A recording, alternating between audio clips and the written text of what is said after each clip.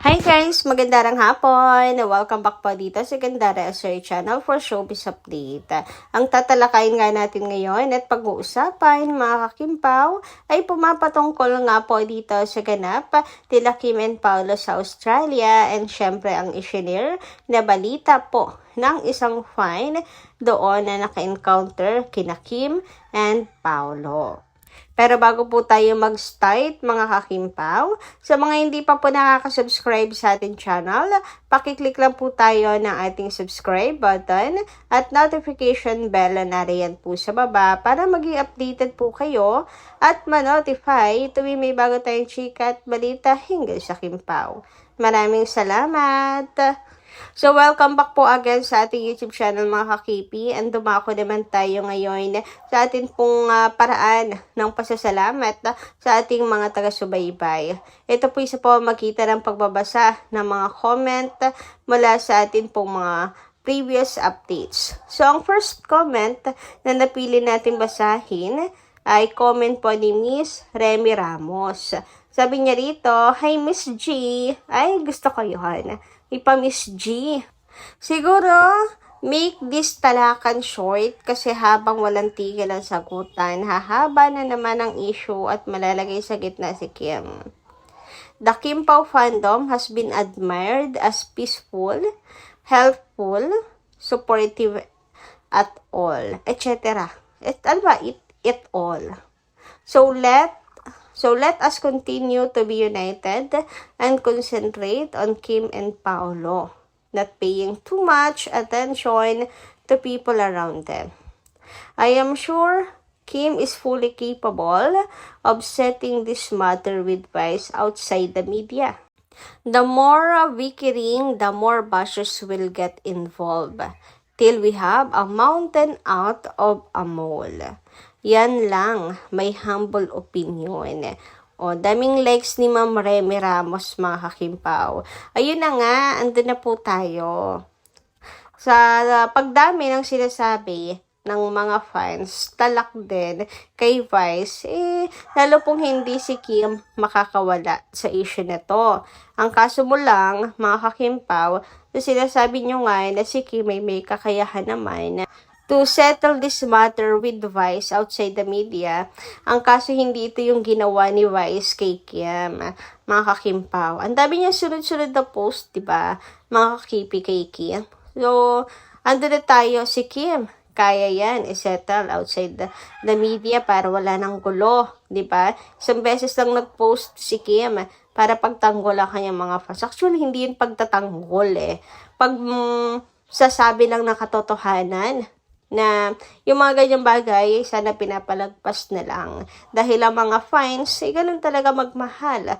Initial reaction ng mga nagmamahal sa kanilang idolo. So, hindi po yun pagtatanggol, kundi pagbibigay ng katotohanan lang.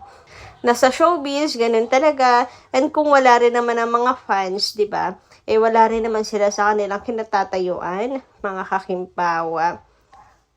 Kaya ganoon sila magmahal sa kanilang idol. So, sana, ayun, hindi na pinalaki.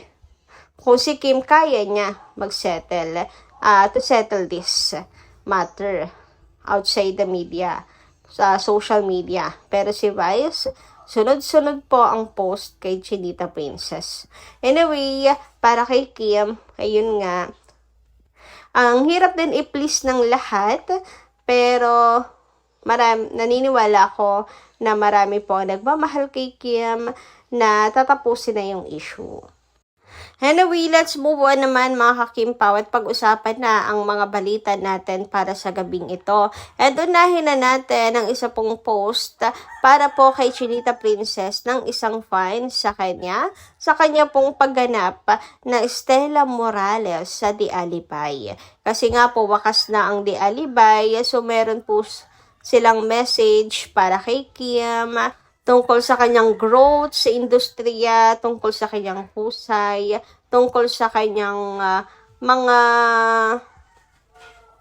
kayang gawin, mga kakimpaw. Kasi ang dami diba nang babash nga kay Kimi dahil ganto, ganyan, hindi mo kaya yung ganyan. Pero sabi dito, every single time we think you have reached your peak, You completely shatter the ceiling and prove that your talent has absolutely no limits.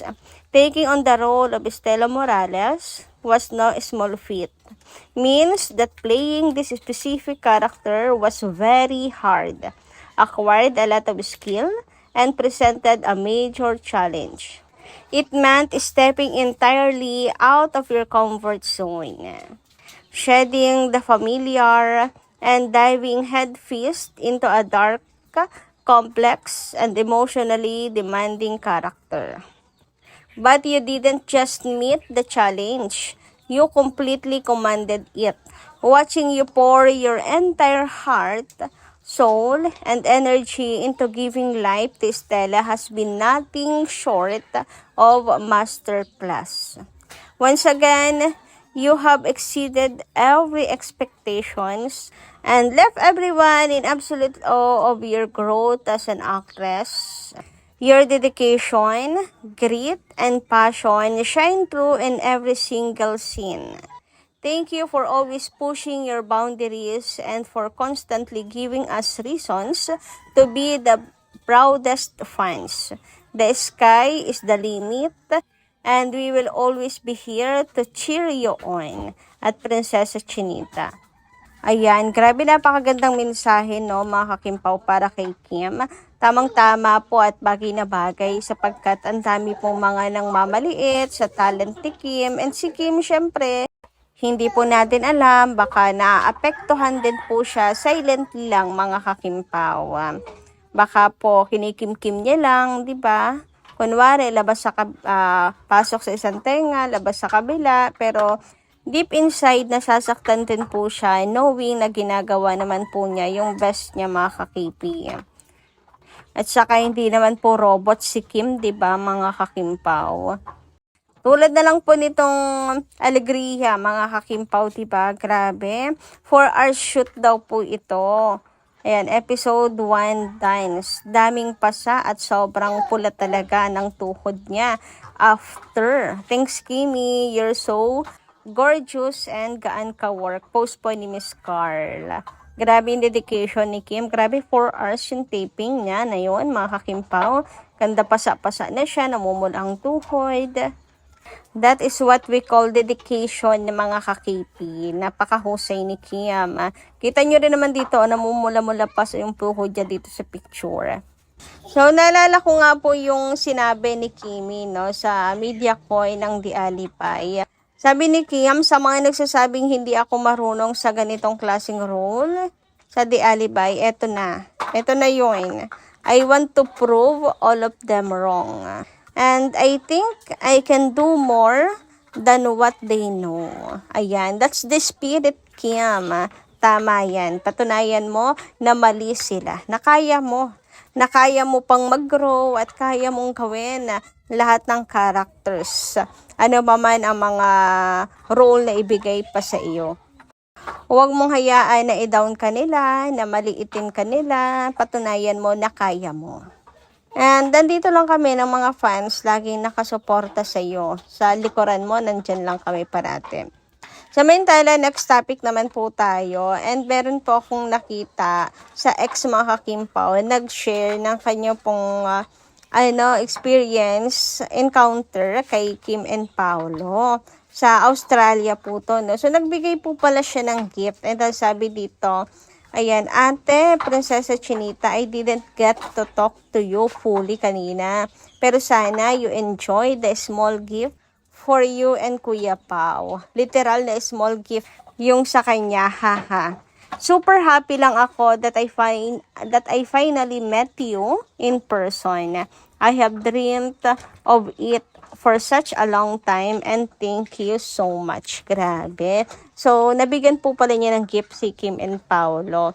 Pero, for sure naman na-appreciate yun ng Kim Pao, maliit man o malaki. Actually, sina Kim and Paolo, kung totoosin lang mga kakimpaw, ayaw na po nila naghagastos pa ang kanilang mga fans para magbigay sa kanila ng gifts.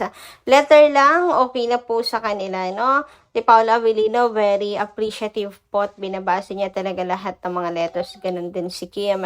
And si Kim, grabe po yan mag-appreciate din ng mga gifts sa kanyang mga fans. Kasi pinaggastusan po yan ng mga fans. Kaya naman si Kim, ginagamit lahat ng binibigay po sa kanyang regalo, damit, headband, o kahit ano pa man po. Basta binigay po sa kanya. Sinusuot po yan ni Kim. Ganun po siya mag-appreciate. Maliit man o malaki, mga kakimpaw, ano po yun, sobrang na-appreciate nila Kim and Paolo. Kasi alam po nila Kim and Paolo na yun po ay bunga ng pagmamahal ng fans sa kanila, yung mga bawat bigay na gifts sa kanila, kaya sobrang inaalagaan, na-appreciate nila Kim and Paolo. And grabe din sina Kim and Paolo kahit saan pong magpunta. Basta lagi po silang nakaka-receive ng gifts mula sa kanilang fans. Ganun sila kamahal ng mga tao. Samantala, dumako naman po tayo ngayon dito po sa ating next topic. Tungkol po kay Chinita Princess during the rehearsal, mga kakimpaw. Kasi nga napansin nila ang kalungkutan ni Kimi na parang tulala si Kim. Parang mayroon pong iniisip. Siguro daw na-stress si Kimi, mga kakimpaw. Na-stress si Kimi. Pwedeng pagod, pwedeng stress dahil ang dami niyang mga pinagdaanan, di ba mga kakimpaw? Before po sila lumipad pa Australia, alam niyo naman, kakagaling lang ni Kimi sa bashing. Siguro, pumasok daw sa isip niya, ganyan. Pero, wag din po tayong mag-overthink. Baka masyado nyo lang pinapag-alala yung sarili po ninyo, mga kakimpaw. Relax lang po kayo. Pag-pray na lang po natin always si Kim, mga kakimpaw. Baka po pinaupo lang siya muna kasi hindi pa siya yung sasalang. Alangan namang magtatawa kasi dyan si Kim kung mag-isa lang naman siya dyan. Wala naman siyang kasama. Wala namang kausapin niya yung sahig. Di ba mga kakimpaw? Kaya ganyan lang siya seryoso. Tahimik. Tahimik lang din naman kasi talaga si Kim. Bubbly, yes. Pero tahimik na pabebe na mahinhin. Ganun si Kim Chiu. Nasanay lang po siguro tayo na si Kim lagi pong masiyahin, na bubbly, na wala naman kasi nga siya dyan kausap, mga kakimpaw. So baka nakaupo lang siya dyan muna kasi pahinga o baka pagod. Mga kakimpaw, iniintay yung turn niya, ganun. Kaya pinaupo muna siya dyan sa tabi, mga kakimpaw. So, yun lang po muna ang ating update, guys. Ngayong gabing ito, maraming salamat po sa inyong pakikinig. And kita-kits po tayo muli sa mga susunod natin, chika. Maraming salamat at ingat po kayo palagi, mga kakimpaw.